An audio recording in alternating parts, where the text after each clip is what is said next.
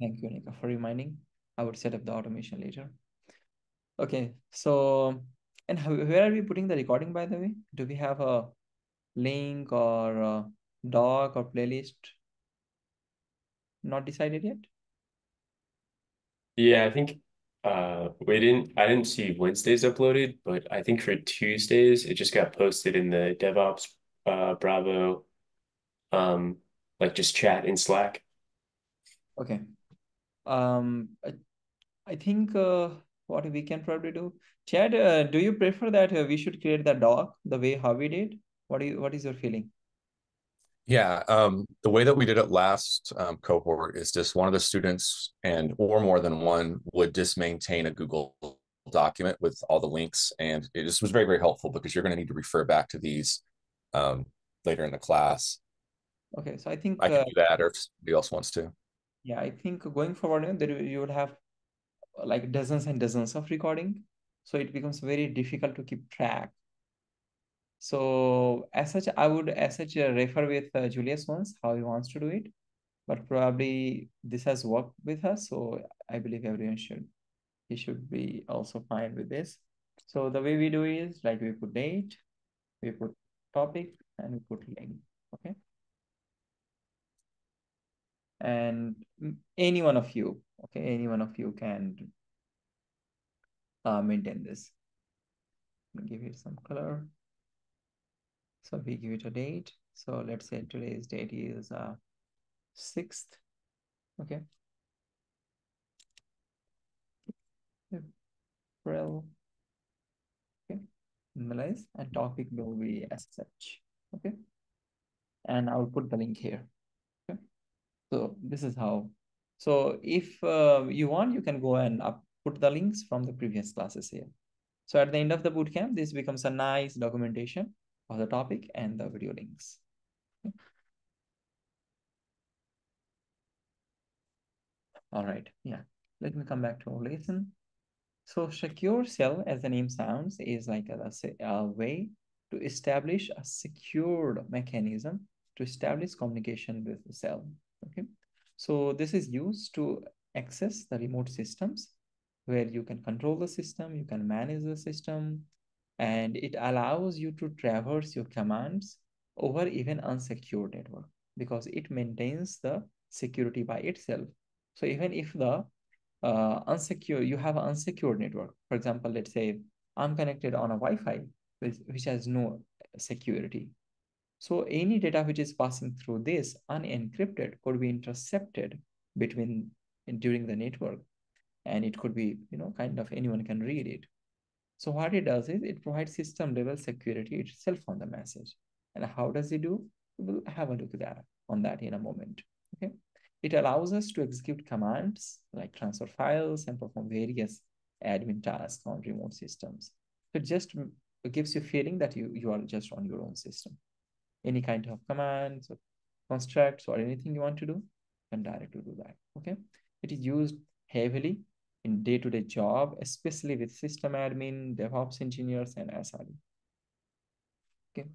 So why do we use this? We use to establish secure communication, okay? So that any data which is traversing over the internet. So data is generally on two phases, two stages. One is data on rest, one is data on transit, okay? So you have different security mechanism for both the data, okay? And sometimes when I'm speaking, I may be talking some of the things which may not be written on this doc, okay? So what you may do is you can either keep a doc, you can use pen paper. Like I'm also like old guy, I use like, so when some of you were introducing, I was like writing here so that I could remember some fact or something about yourself, okay? So you can go that way, or you can maintain a doc. You can whatever way you want, you can use that. Okay. Otherwise, you have the videos always. So for example, data I was telling, data is generally in two phases. Okay, one is data in transit and data on rest.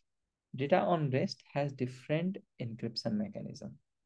So data on rest, for example, on rest means data is lying. So it could be lying on your computer, it could be lying on the server disk, it could be lying on S3 bucket, it could be lying on a Hadoop cluster. It could be lying anywhere.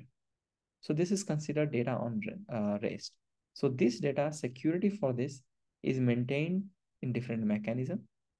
So generally you encrypt the data and you store it. And you have a different service which maintains the encryption. So AWS has a service, you can go and again explore about it. AWS has a service called KMS. Okay, AWS KMS, Key Management Service. So this is the encryption cryptography signing service from AWS. So this service will maintain, okay, the security, okay, for your data in rest, okay, which is there, okay. So for example, let's say if your data is on rest, okay, then this is how it will behave. You will encrypt that data with the keys coming from KMS service. And if your data is in transit, if it is moving from here to there, in that case, your data will require security in terms of using like going through SSH, first of all. Second thing is you traverse the data through kind of, if it is HTTP, then you will traverse the data through HTTPS, and you will encrypt the data through public private key exchange. So this is that way to establish, okay, the encryption. So in this case, this will help you to transfer the file securely. Okay, so this was security. Second thing is remote access. So it will allow you to access any system remotely. Third thing is the file transfer.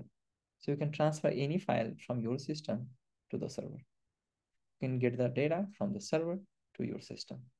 Because server is a remote system. You don't know where the server is even located nowadays because it is all in cloud. Maximum you can know is that my data is on East Coast in North Virginia, something like that. Okay, so this is the purpose of knowing this, that if you know, you can transfer files. Okay, so there are two mechanisms. One is SCP and one is SFTP. Okay, so for SFTP, we need to have actually a server, okay, which takes this SFTP protocol, okay, FTP. But SCP does not need. SCP you can do on any system to any system. Again, Linux-based systems. Okay, so there are different, primarily two families, actually three, but primarily two families of operating systems. One is the Linux-based, another the Windows-based. Windows is used heavily in like workplaces or non-technical people. Linux is used heavily on system administration side, on technical side. So let's say any software in the world, it is going to get deployed. There is like 98% chance it will be on Linux system. Almost 95 to 98% servers in the world are Linux-based servers. So it's that important. So this will help you in file transfer, and then this will help you in tunneling. Okay. What it does is that it can help you to go inside private ports of a server through your own system with port forwarding, creating a tunnel between the system. So we'll try to have an example on all of this and understand it more. Any questions so far?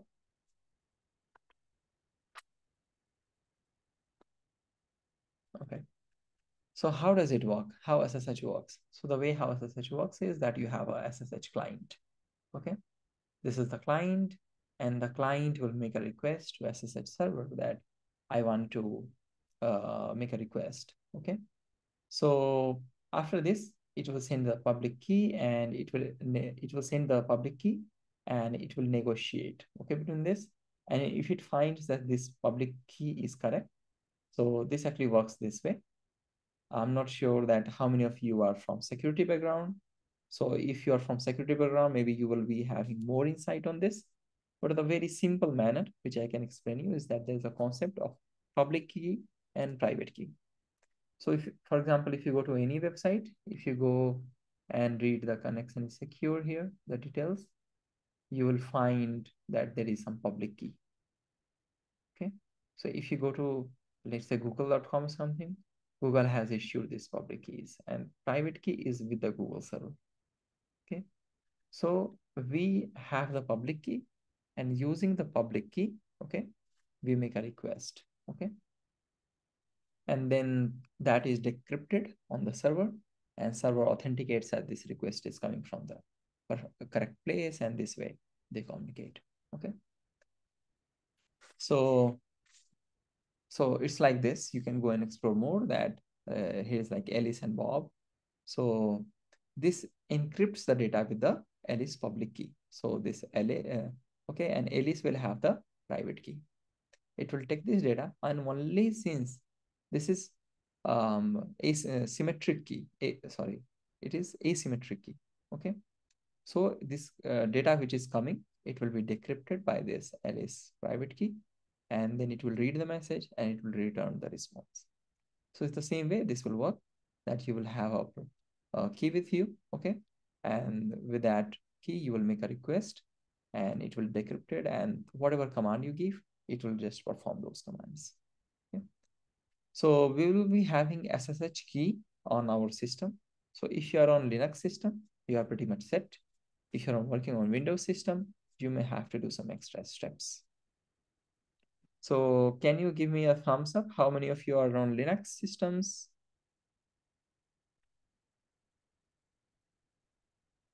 Awesome. And Windows? Okay, 1, 2, 3. Okay, 4, 5. Okay. So we have a sizable number on Windows system as well. So probably since in DevOps really don't need much because everything we do on the remote servers. But always I will recommend you to move to Linux system. You can use VirtualBox, or you can use some other VMware or some other virtualization software. You can do dual boot in your system if you want. So that is even better. So these are 2 to 3 options you can do to get a Linux system on your system. So for Windows people, you may have to install something called SSH key SSH agent. Okay. So let me see. So for example, if you go and write SSH, do you see something like this? How many of you see SSH command working in the system?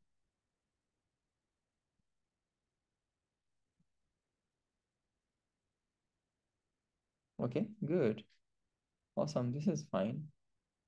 Okay, those who are not, you may probably need some help. So folks on Windows especially, you will need to install PuTTY. I think we should have that already here. Okay.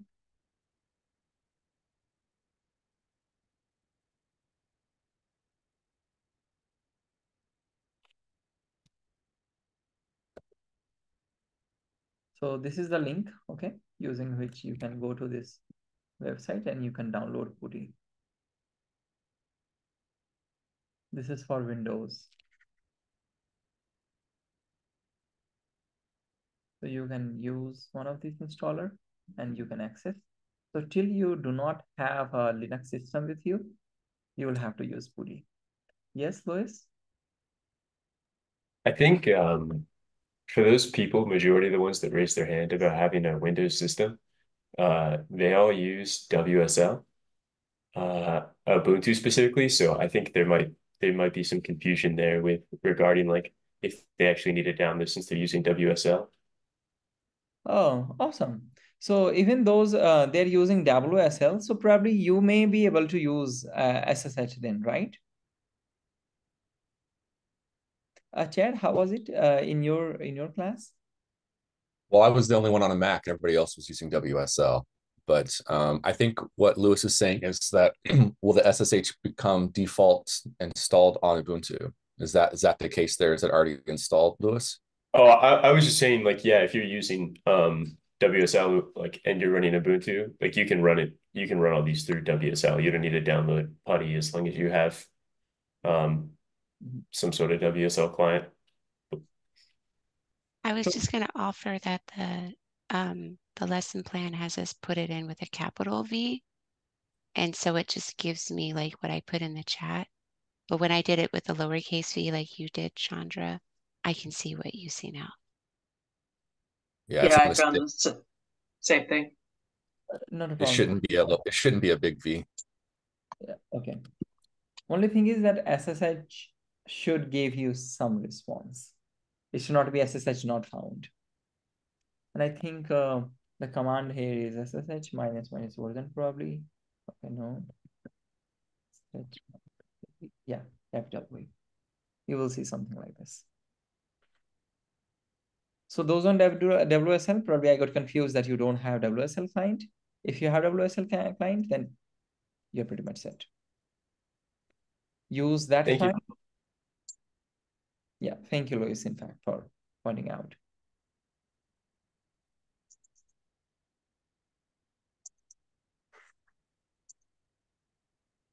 Yeah, so again, and Joe, so if anyone wants to explore PuTTY, please go ahead and do. And I have never been on a Windows system. I never used it, except my primary school to learn Paint program on Windows. So I do not have much idea on that. So if you want to use WSL, it should okay. If you want to explore this PuTTY, please go ahead and explore. Yeah, because in corporates, many of the places, if you are on Windows system, they use PuTTY. So PuTTY is also okay. It serves both the places same way. Okay. So what we'll be doing now is we'll go and do a bit of lab. Okay. So yeah, there is a command already given, SSH-v. It will show you the agent. Okay. And if you search SSH agent, it will give you the more details about the agent. Okay. What is the path and PID and everything. Okay.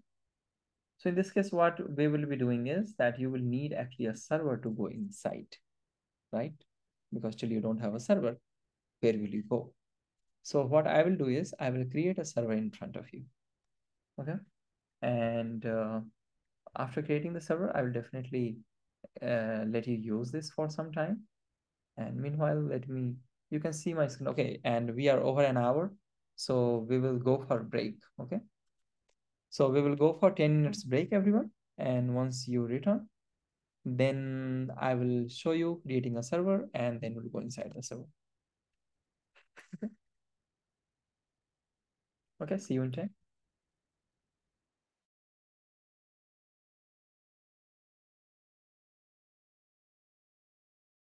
Resume recording. So to work with a remote server, you need to actually get a remote server. So right now, all the commands and all, how are you running? You are running on your own local system, right? All the bash scripts and all, you are running on local system, correct? Okay, no problem. So yeah, I will go to the account. Okay, so we have created an AWS account for all of you. Okay, so this is Evening and Breaking Bravo. Okay, so this is the AWS account we have for all of you. And all of you will get AWS account so that you can actually work with the account. So I'm going to create those accounts actually. I will talk with Julius, how's the plan? And all of you will have access to it before we actually come to AWS lessons. So you still have some time. So we'll first go through all of this. And by this time, when we have finished this software engineering, we will have an AWS account for all of you. But since account is there, so I'm going to leverage the same account so that you can just get a feel how it looks like. So this is the AWS account. I'm not sure how many of you have used it. Some of you might have heard it, some might have used it even, but that's okay. I will show you to you. So if you want to create a server, you actually go and launch a server. And this is the power of cloud. That cloud gives you the immense power, immense opportunity to actually build and create a server at just like this. You can simply go and make a request and you get the resource. If you go back to the previous time when cloud concept had not come, companies used to set up their own data centers. Large companies would set up the data centers and it was a very lengthy and hectic process. They will call to the server agency, they will call to the network cabling agency, they will call to n number of different organizations, and they all will come and set up the infra at their office. And later, Rackspace, there is a company called that came up, which made it even easier.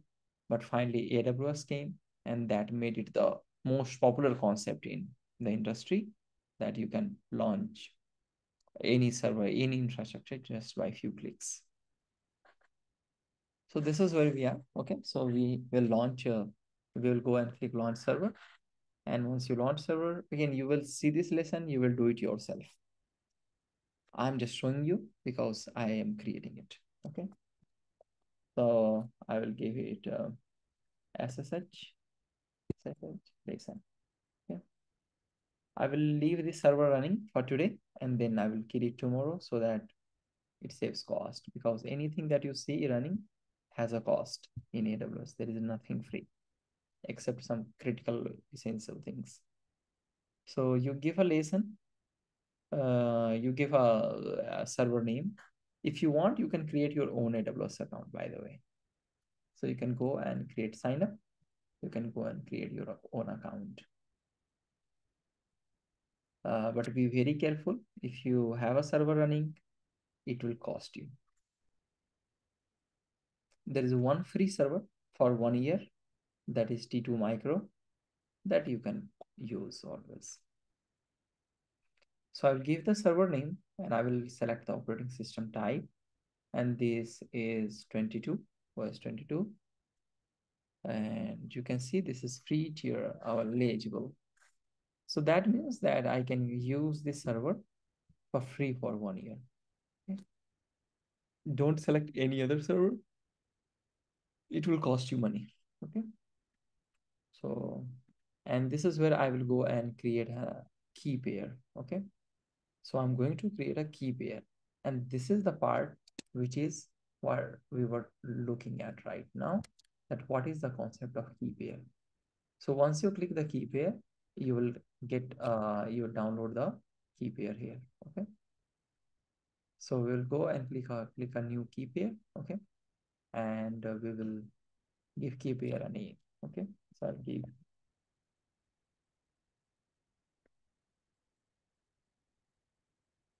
KCP class.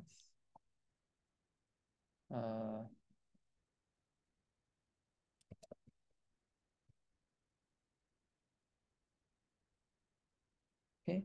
And this is the type of the key. So I'm using PEM file. PPK is used if you are using PuTTY. Okay.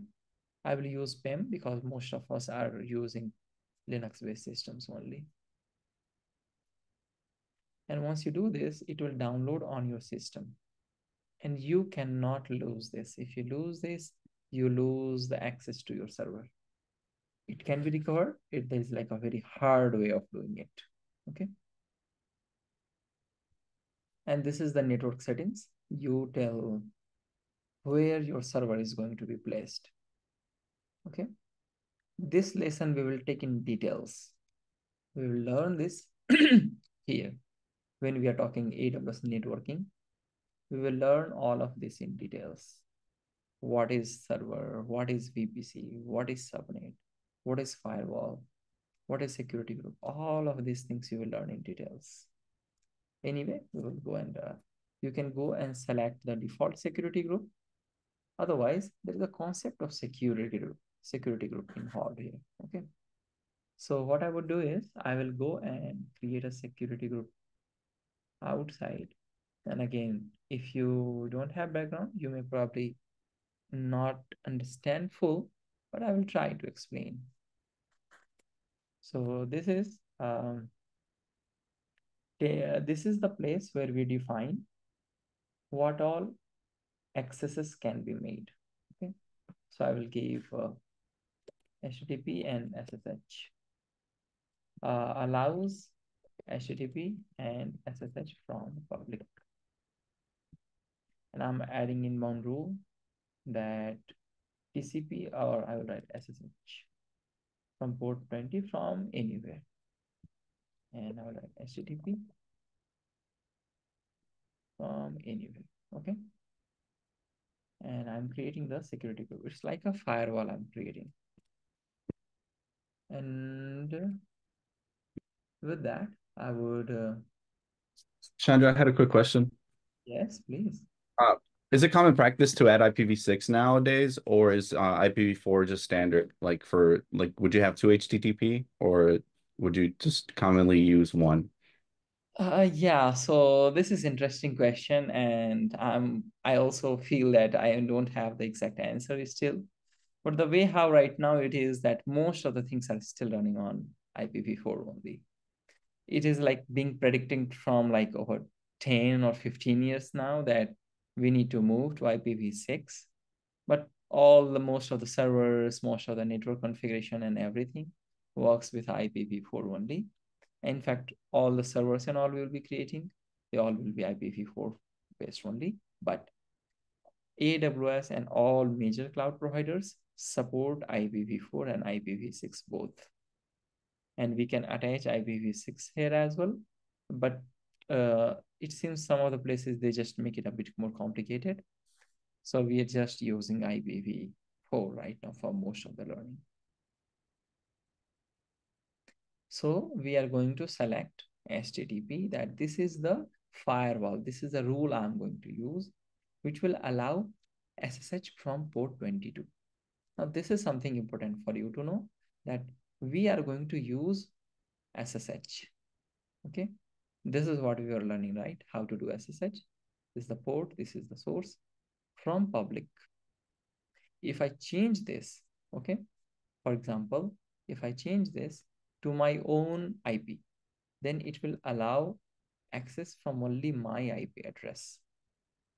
But since we all are from different place, we will allow this anywhere.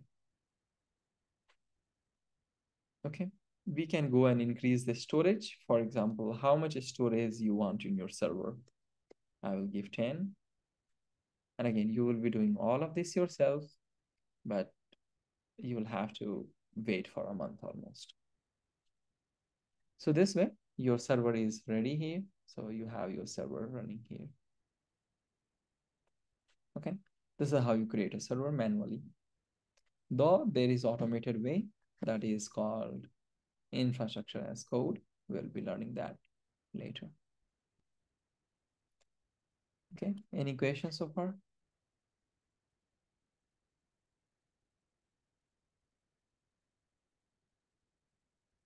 Okay. Oh, there is a question. Yeah. So let me see. So when I'm on screen shared, sometimes I can't see the chat equally. Okay. So let me see some question. There is like, do we need to get this CP? Is it recommended? Yes. If you do not have the CP by this, there will be like a bit of difficulty. Okay. So highly recommended that you get this by week 5. It's not make or break. It's like, if you don't get, then you won't understand anything. Not like that, but highly recommended. Okay, someone's network is using IPv6, okay, which is great. I think mine is also, but it will have IPv4 as well. Yeah, I discovered that when I was working remotely with my firm, and there were some challenges connecting once that IPv6 was part of the mix. Definitely. Okay, so you can see my server is running. I can go and click on the server, and you can see the details of the server. This is the public IPv4 address that you see. This is the IP address we'll be using to access it. IPv6 we have not assigned, so there is no IPv6 to it. So I will copy this IP address and I will send this IP address to all of you. So we will be working with this server. Okay, so please take a note of this server. Okay, and this server is of type Ubuntu. Okay, the operating system is Ubuntu. Do you see this here? So that by default, a user Ubuntu will come up in the server. So what we will now do is we will go and use the server. Sounds good, everyone? So please go ahead and by default, it will come to the, yeah, so let me send the SSH key, okay? Let me send the SSH key first of all, and please keep this SSH key safe.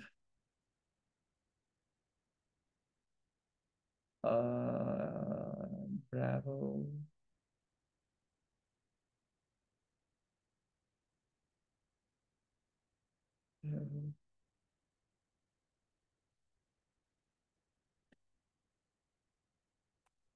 Okay.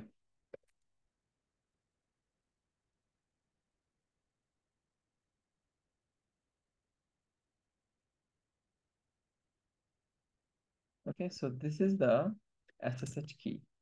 Okay. Please download this SSH key and keep it safe. Because this SSH key does not have any password protection.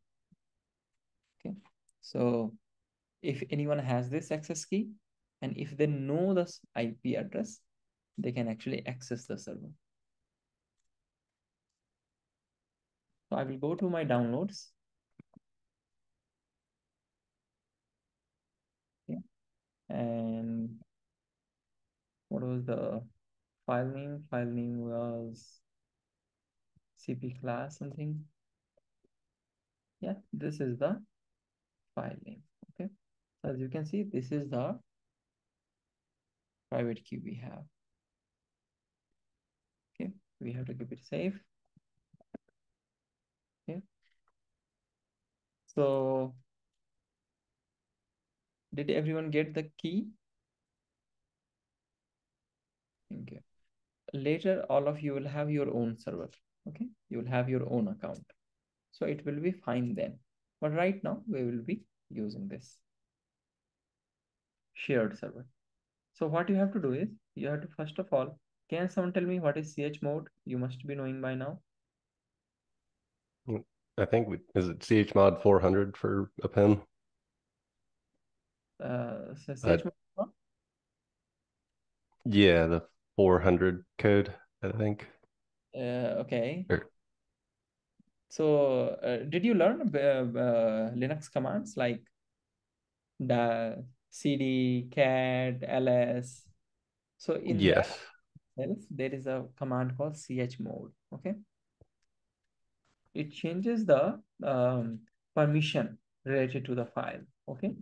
So what we will do is your private key cannot remain open, public. Okay.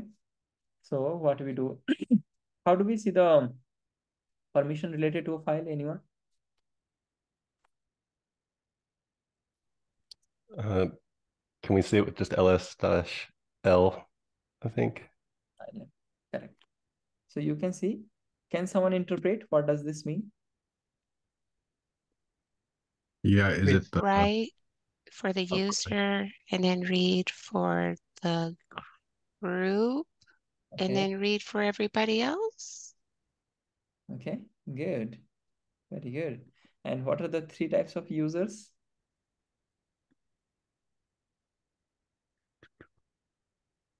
One is a Isn't it owner? I'm forgetting what it is, and one is other. With the middle one. Yeah. Is the middle one group? yes. Okay, so did you learn this already or not yet? We covered a little bit of the permissions and bash stuff throughout the week earlier with Julius. Okay, so this is the thing that you should know. If this has already been taught, then I will just give a quick revision. That what does this mean actually? So you should remember this chart, okay? And in fact, you should remember this. The numbers you slowly. So this is actually three types of users are there. One is the user himself, the person who is creating or the owner of the file. This is the group, okay? So what permission the group has. And this is like anyone who is not user or the group could be part of this.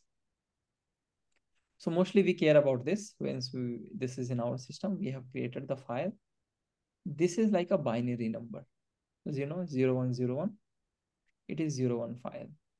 0 means that permission is absent. 1 means that permission is present. So 111, this means user will have read, write, and execute permission. Okay, there are 3 types of permissions related to any file: read, write, and execute. So execute will be effective for scripts, code, command, software, etc. And read, write is for everyone, for every file. Okay, so this is 3 types of the permissions that we have: read, write, execute. So in our case, what we are saying is there is no the first permission is actually this is 3 3 3 3 3.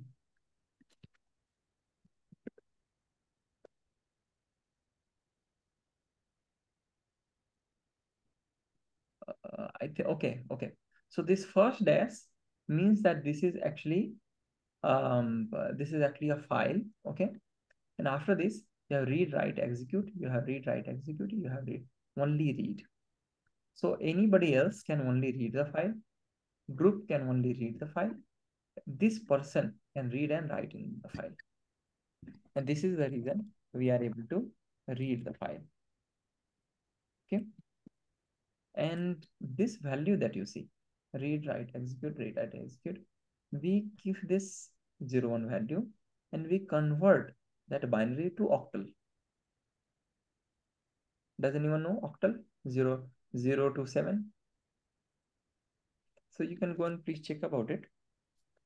Binary to octal conversion. Okay. How this conversion is done. Okay, you can go and check about it if you want. Okay. So this is the octal numbering system.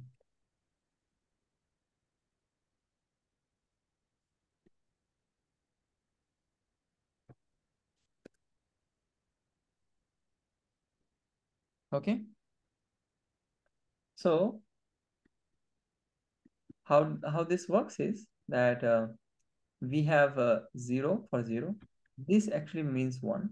And essentially, if you go 100 means 4. Because it is 2 to the power 2 plus 2 to the power 1 into 0. And this is 0. So 2 to the power 2 is 4 plus 0 plus 0. Total 4. This is 2 to the power 2 plus 2 to the power 0 is 1. So this is 4 plus 1 is equal to 5. Again, you don't need to go in depth of it. You don't need to do this on daily basis. If you're interested, explore. Otherwise, no need to explore. Since this is interesting, I showed you if you want to explore. Okay, this and this you can go and check. I will send this in chat as well. If you're interested, you can explore more about it.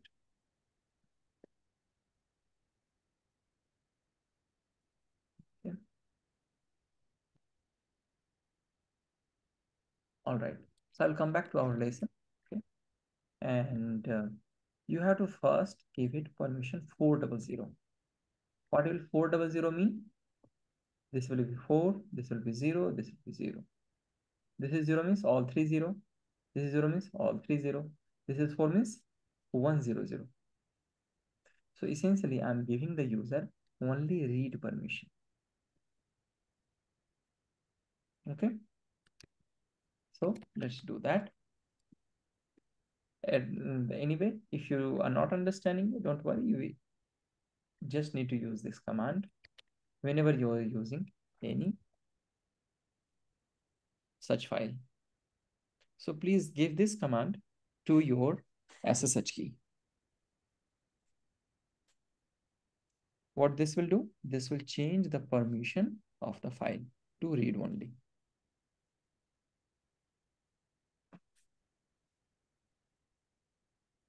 Sounds good? Okay.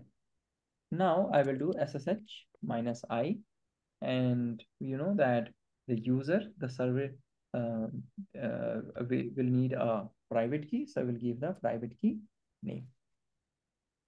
Okay. So write SSH -i, private key name. And then you will write Ubuntu, the user who wants to go in the server. Okay. And then you'll give @ and then you will give the IP address. So what was the IP address? The IP address I had sent. The IP address is this.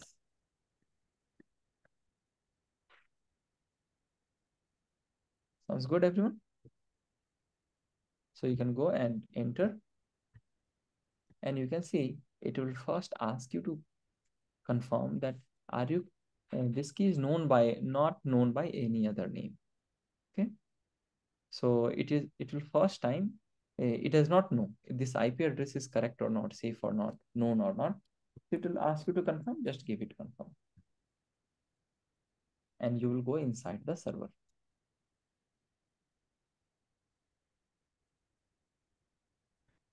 Please go inside the server and give me a thumbs up once you have done. Okay, good. Tom, Nika.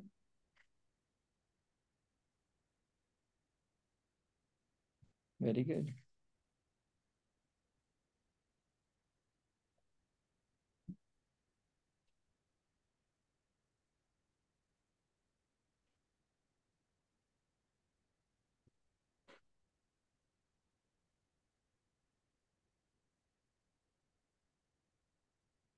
Okay, perfect.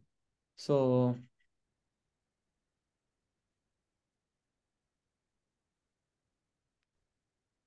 awesome. So it seems almost everyone got in. So now you are in the server itself. Okay. Anything that you can do on a Linux machine, you can do on this server as well, because at the end it is Linux server. So you can see the details that is using 16% of the memory. This is the IP address, and you can see many other information about the server. Okay. Any questions so far? All right. So we have now gotten in the server. Now, if you want to do any experiment in this, we will create a folder for ourselves. So all of you, whatever username you want to take, it should be understandable. Like if I, for myself, Chandra, if I give username morning wizard, no one would know whose username is this.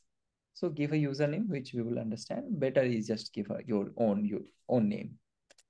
So here I'm going to create a folder. Okay. Oh, someone already created some files. So it's better we create a folder and you put your stuff inside that folder. Okay. So I will put myself, instructor, Kendra. I'm creating this folder for myself. I will go inside this only and do anything that I want. Once you are inside this, well, put anything that you want here.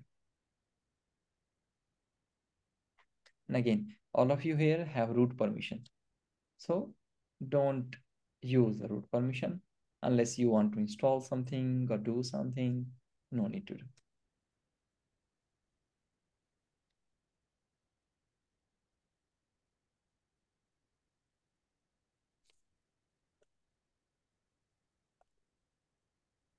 No one has created this directory yet. We all are in the same server, so we can see. Okay, cool. Okay.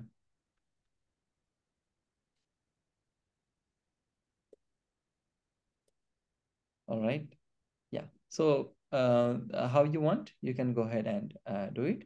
And you also know that you can delete the file, you can remove the files, directory, anything, any experiment you want to do, you can do it in this. Okay. In fact, you can run the Python code and you can make the Python code public because you have a public IP address,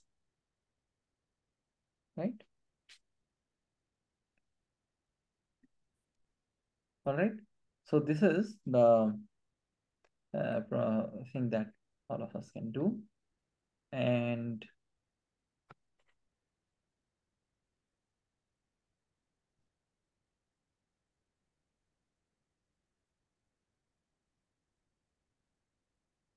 does it sound good? No difficulty so far? Perfect. Seems very easy peasy lessons. Okay, cool. Yes, Troy. Well, I was just going to say, me and the short bus are working on copying my download in my Windows environment over into my WSL. But I will get there. Oh, okay. No worries. Take your time. It's totally fine. I think Louis has probably used this before, so probably he might help as well. So please help each other. In fact, after the second lab, we will open the breakout room and you can jump to any breakout room to seek help from each other. So, you know, the best part of working in a group in the boot camp is that all of you are fellow learners. So no one knows everything. And there is always someone can learn from somebody else. So just be helpful to everyone. All right. So this way you have the directory. If you want to do anything, you can please go ahead and do it. Just use the directory you want. Okay. All right. So now there is one more thing that we are going to probably do is, okay, if you type exit, you will come out of it. Okay. If you enter the path again, you will go inside. Okay. Type exit, you will come to your own terminal. Okay. So everything that you learned in Bash scripting lessons and all, you can experiment here. Okay.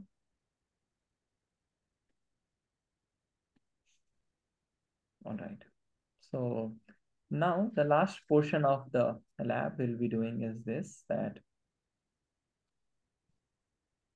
we will be setting a quicker option for SSH. Okay. So one thing that you will notice is if you leave the terminal like this, it will not work after 30 seconds. 30 seconds or 60 seconds, there is some time limit. Okay. So for that, what we do is we have a folder. Okay. We will go to this folder.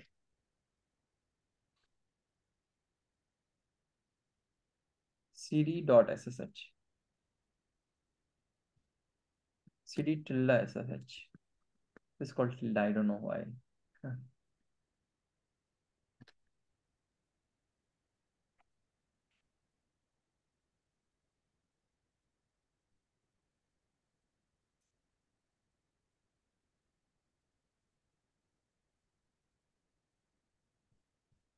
All right. So if you are in this folder,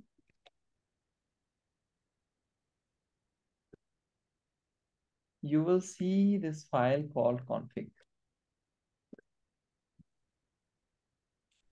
Here you won't have anything. I will add it there. First of all, you can go and put this server alive interval. Okay. It will make sure that your server remains connected. It will ping every 50 seconds like that. Otherwise, your screen becomes stuck. I have sent in chat. Please go and edit it.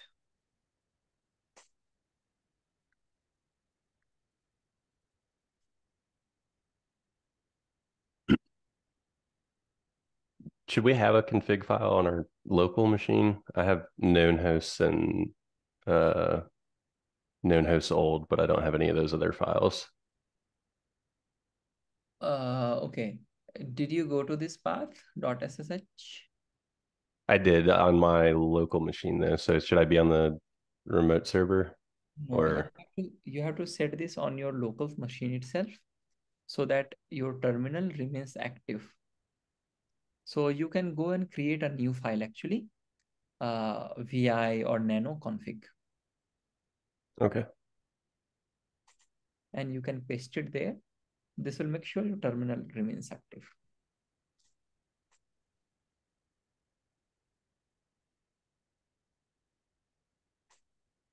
I just want to make sure no one is left behind. And if you have any particular problem, you can let me know. Otherwise, we'll be opening the breakout room and we'll be there to assist you. I have a quick question, Chandra. Yes. Since I don't have that, and I'm using the nano config, is it like when you're using Vim and you have to input I to start typing? I just don't want to mess anything up. Yeah, you are right. So if you're using Vim, you have to first of all write Vim, vi or Vim, and then you give the file name, then you enter, and you have to type I first to go in insert mode. Okay, because I did it with nano because that's what the lesson was saying. Yeah. Should I not have done that? No, it's totally okay. You use vi or nano, both Okay. are totally fine. Okay. They are actually just the editors. Okay, so Vim is like a visual editor, and Nano is also a type of editor. Both of them are editor. Okay. They are very primitive. They came like ages ago when the server itself came. I'm glad that we are still using these technologies, these tools.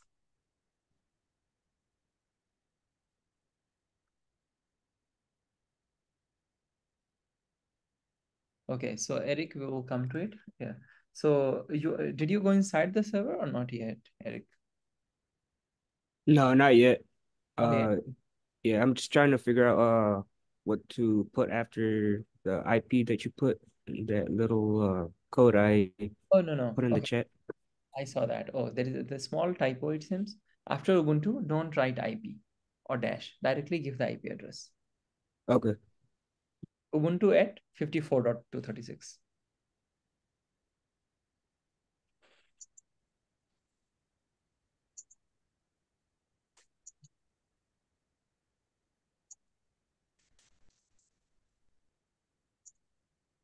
There we go. Connected. Awesome. Very good.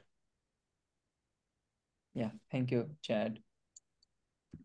So Chad has been our go-to guy in our last class as well. So if you need any help, go to Chad. It was like that in the class. I'm glad that he is here to help us as well. Thank you, Chad. Well, Kendra is a Unix administrator, so probably Kendra knows everything that I know and much better. But go to me first and we'll get it wrong, and then we'll go to Kendra and then she'll set us straight. Yeah. Yeah, we did like a lot of hacking and all this stuff. Few days. We don't have like a lot of time, and in our physical classroom, we used to do a bit of hackathons kind of things that we'll put a group of people in two different servers, and we will let them attack each other, like delete files from each other. You can SSH in others' file, you can SCP from others. It's like, so we do like big borrow steal in the server itself. So there are some files hidden in some directories. You have to go and find them. You'll have some clues that this file ends with .sh, and you go and type commands and look for it. We used to do that, but not anymore much because we are on tight schedules.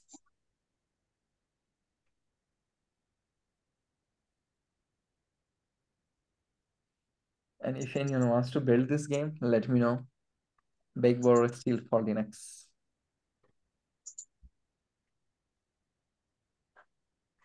So it's like you have one file, both the team needs.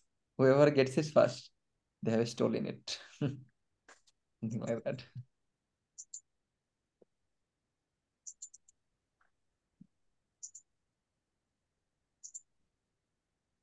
Everyone with me now? Should I continue?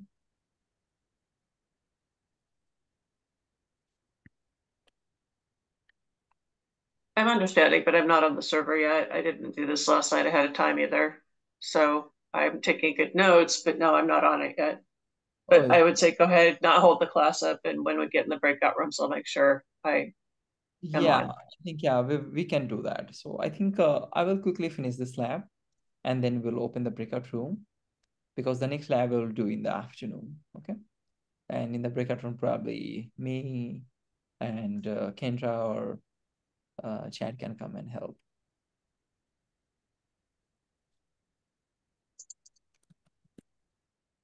All right. So this is important to make sure that your terminal remains working. And after this, what I will do is probably let me first delete it so that I can be on the same similar system as I have. Okay, server alive interval 50. Okay, perfect. So after this, I think what we need to do is that somehow we need to put our files, okay, our SSH key files in a place that you are comfortable with. Okay. So since all of us are just doing this for testing purpose and all, I may not recommend you to put this here because this will keep changing for all of you. So the way how I recommend everyone to organize your content for learning is you create a folder, DevOps Bootcamp or BRAP or Bootcamp, whatever. Okay. You put everything organized there. You first of all go and create a folder called Linux. Okay. And there you create a folder, not inside that, not outside, inside. Create a folder called whatever you are learning, lesson wise. So what will happen is at the end of the bootcamp, we'll have all lessons and all topics and chapters properly organized in a system. Okay. So please do that. And on the root of the folder, please keep this SSH key that I sent.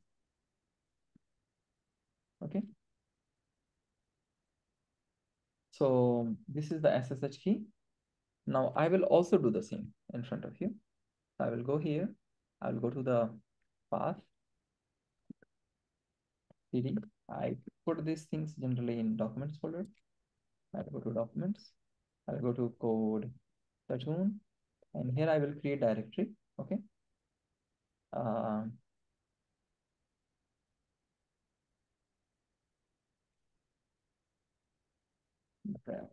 Okay. This is the folder I have created. Okay. I will go inside this and now everything I will put in this folder. Okay. So your files remains organized. Now files in downloads folder get stacked. So I'll move it to this path.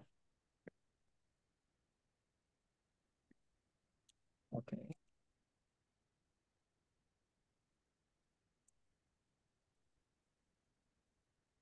So my key has now come here. Okay. And every time I need to do SSH, I know which path I need to go. I will just go to this path and I will just run the commands. Sounds good? Now to make it easier for you, okay, what you can do is, and again, you are using on this dummy server right now. You can do it for your real server, which you create is. Again, this is optional step just to make it easier. Is we will go and we'll create a configuration for the server. So we'll copy this file, this path, and we'll first edit it. Okay, so let me edit this.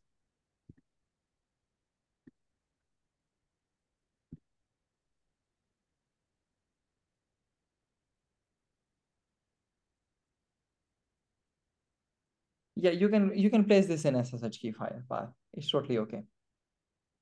You can put in SSH key path, or you can actually put it anywhere. Just is you have to give the path properly. Only thing is important there. I go with the structure, folder structure method, so that everything remains organized. I follow this. You can follow your approach. It's totally okay. So what I would do is, I know that my file is here. I know the path. I will copy the path. It will be different for you. And I will give the, again, because, I have dozens of key. I have dozens of class files, and also I keep it this way. You don't need, you can just write devops.pm something. I go this way. So you will, first of all, give a path of your file. And then you can give the username. So what is the username? Will be Ubuntu. Port is 22. And IP address will be the actual IP address. And I know that I'm over time, but we'll go for lunch in a moment. This is host name. And you can give your name, okay? CP class SSH test. Anything like this. You can prepare this.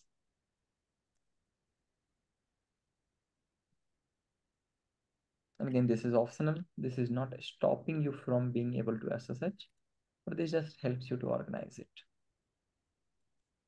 I will config. I'll go towards the end and I will paste it.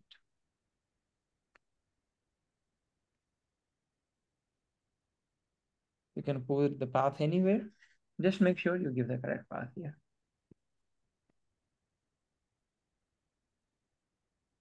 Rest all will remain the same. Later, you can keep adding new servers. Totally okay.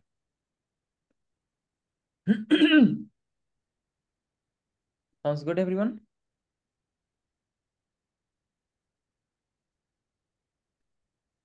So now, instead of doing the whole SSH, you can just write SSH and whatever the name you gave. What is the name I gave? I gave this. That's it. It will go inside the server. Anywhere you are, okay? Just keep this. It will work. Okay? You don't have to be in that folder now. That is the benefit of it.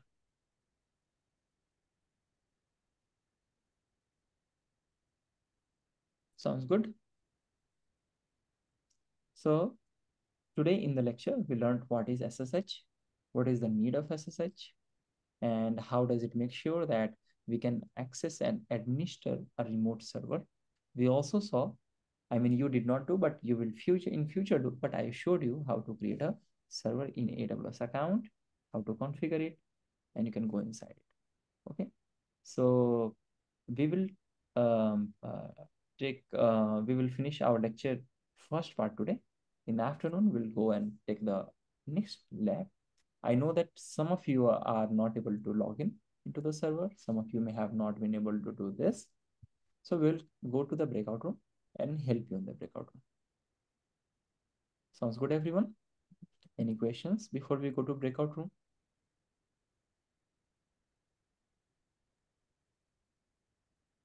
All right.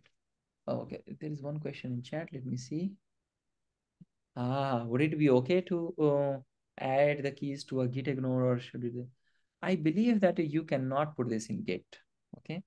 This is if anyone gets access to your Git, they can compromise it. So generally you will not put this in Git, and you can put this in git ignore or something.